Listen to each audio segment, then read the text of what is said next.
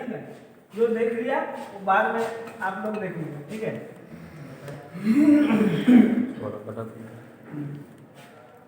ठीक है, इसके अंदर पुश रड रहता है, तो जब वो कैम जब पुश रड को धकेलेगा ना तो वो इसको ऊपर इसको धकेलेगा।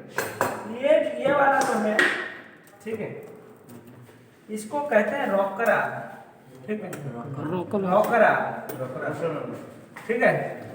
रॉकर आर्म का काम है टू ऑपरेट द वाल्व्स, ठीक है। ये जो है ये दोनों वाल्व्स है, एग्जॉस्ट वाल्व, इनलेट वाल्व, ठीक है। ये वाला रॉकर आर्म, ठीक है। आ जाओ इधर,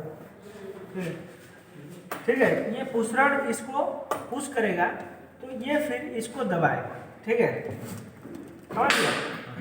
अभी देखो ये इसको दबाएगा, देखो ये रॉकर आर्म का काम है वाल्व को ऑपरेट करने के लिए, ठीक है। पुश रड का काम है रॉकर आर्म को ऑपरेट करना, रॉकर आर्म का काम है वाल्व को ऑपरेट करना, ठीक है। इसमें दो वाल्व, एक एग्जॉस्ट वाल्व, एक इनलेट वाल्व, ठीक है।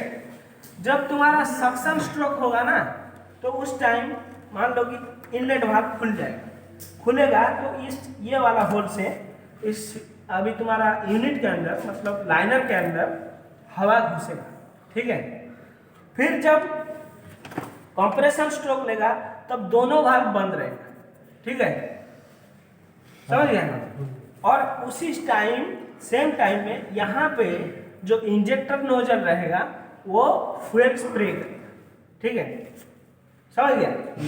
फिर एग्जॉस्ट स्ट्रोक में, ठीक है, नहीं दोनों नहीं, जो तुम्हारा एग्जॉस्ट वाल्व है वही खुलेगा, ये बंद रहेगा, ये खुलेगा, ये खुलेगा तो तुम्हारा जो धुआं है मतलब आफ्टर कंप्रेशन जो धुआं रहेगा वो इधर से निकल जाएगा, ठीक है।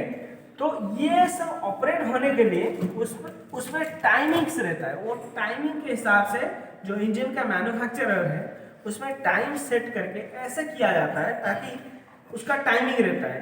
तो उसी टाइम के हिसाब से जैसे क्रैंकशाफ्ट घूमता है और गियर अरेंजमेंट की वजह से क्रैंकशाफ्ट कैमशाफ्ट को घुमाता है, कैमशाफ्ट घूमता है तो पुश रॉड ऑपरेट होता है, पुश रॉड ऑपरेट होता है तो रॉकर आर्म ऑपरेट होता है, रॉकर आर्म ऑपरेट होता है तो ये वाल्व्स ऑपरेट होते हैं, ठीक है। फिर तुम्हारा इंजन का फंक्शन चालू होता है, ठीक है। फिर इधर आ जाओ, ये क्या है? ये इंजन का पाइप